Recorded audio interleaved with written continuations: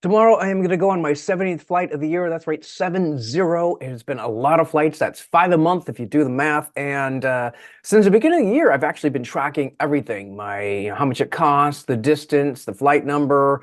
It's just mainly just so I can kind of keep my sanity and know where I have to be and at what time. Also, so I can kind of reflect at the end of the year and just kind of analyze the entire thing and see if it was worth it or not.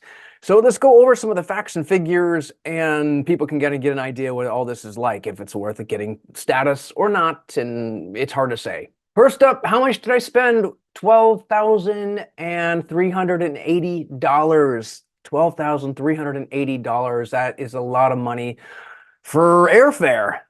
Yeah, so that first and foremost is quite a large sum to fly.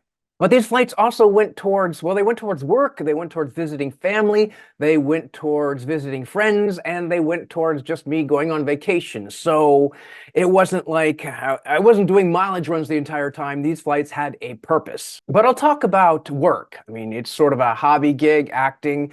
The flights that I made money on, I think I made $6,475. So yeah, okay, that was the gig pay.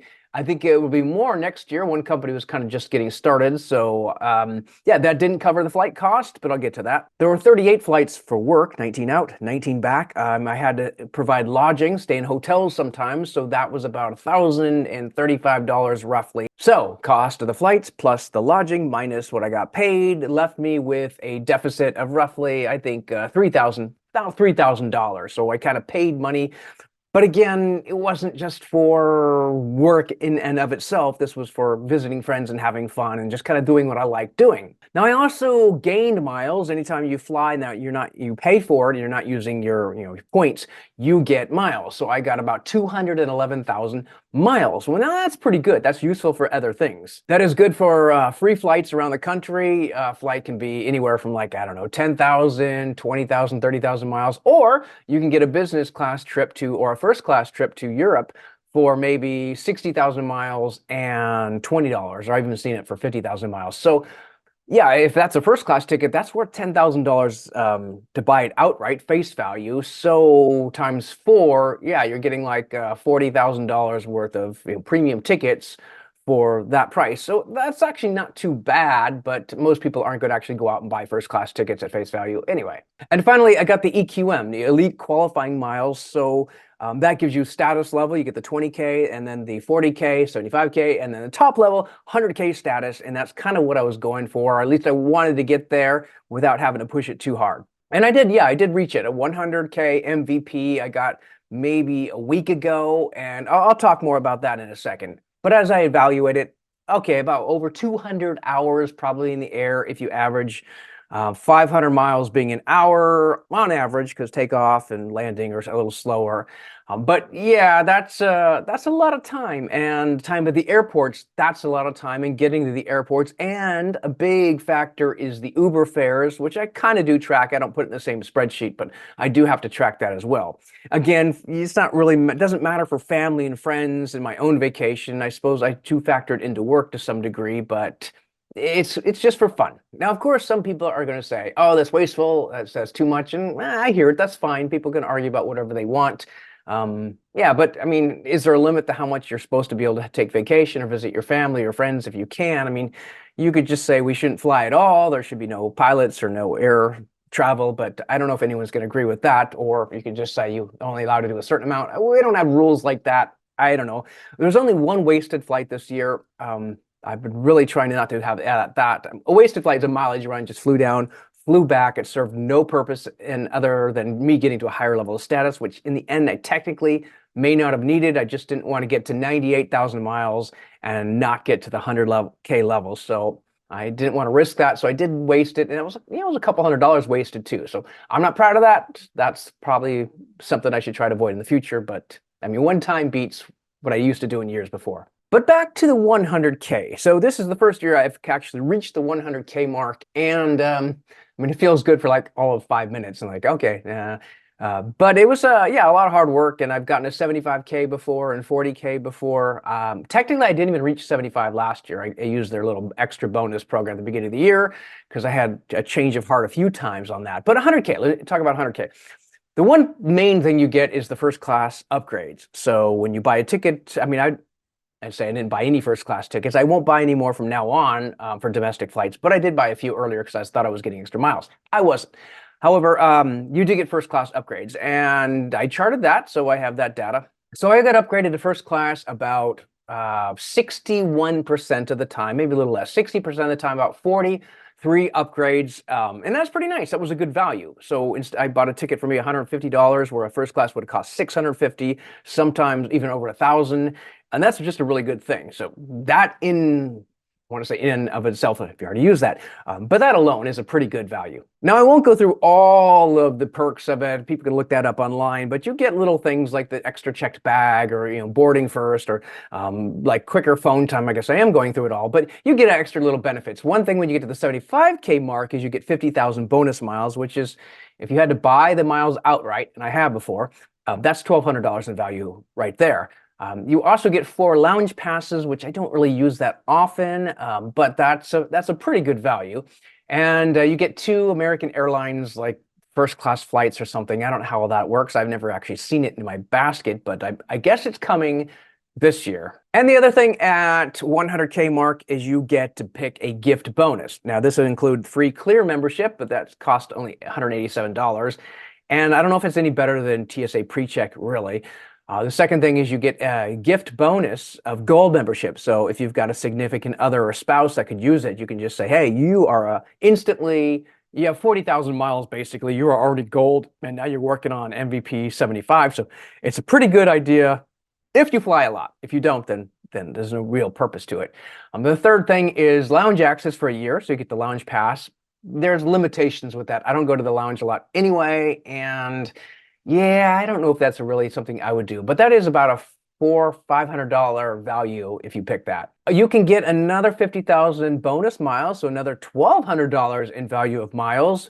But yeah, I got 200,000 already this year, and then 250 because of the one bonus, and another 50,000 because of a credit card. So I'm already getting 300,000 miles this year. I don't want to use my gift on that. Yeah, finally, the last thing is the Wi-Fi access for a year. So Alaska has these programs where you can pay like $50 a month and get free Wi-Fi all month.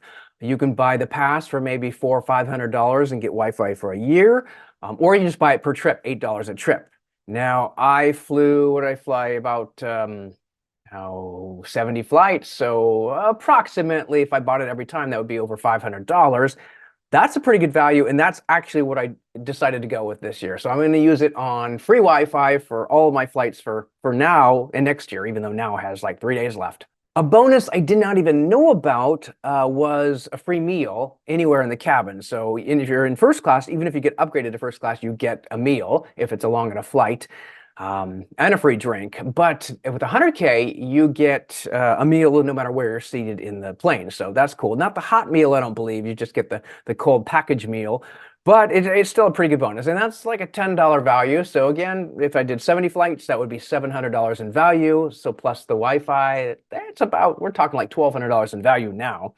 Oh, and you also get to board first along with the first class people. So even if you don't have a first class ticket, you didn't get upgraded, you always get to board in the first class group. And that's actually pretty cool. So I've given all these reasons why someone might want to go for this program. Again, I did it mainly for work and visiting friends. I wasn't really trying to get there for any other reason. No wasted flights, just one.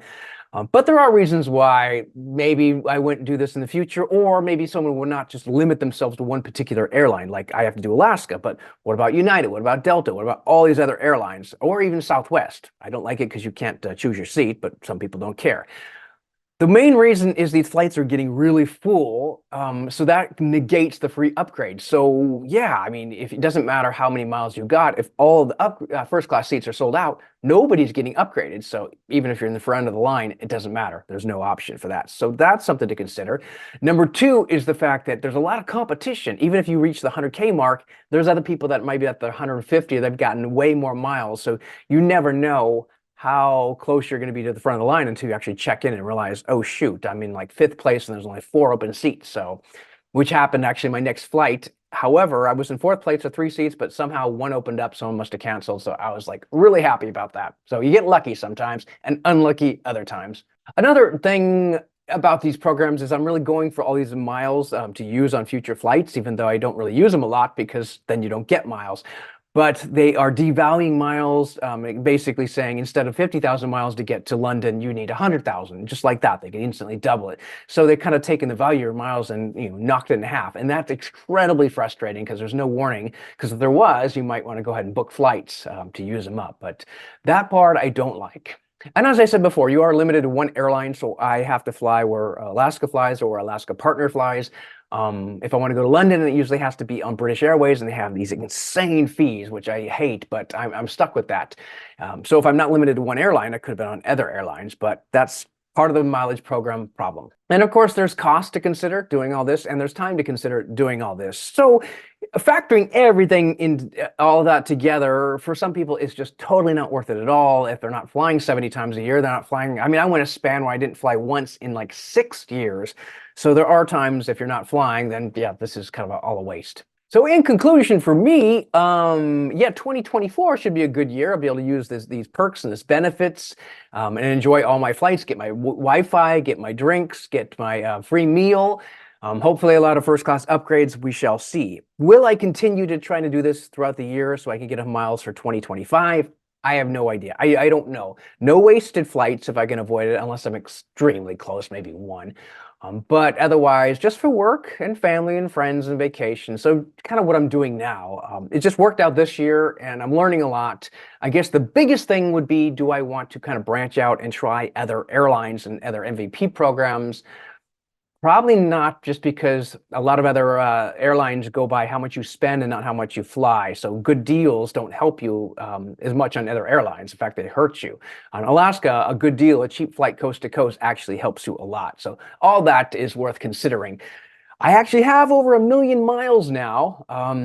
Yeah, and I'm not really spending them. They keep growing and getting more. So I don't know. I got to start using these miles and stop gaining these miles. But that's a kind of a topic for another video. But until then, yeah, happy flying and cheers.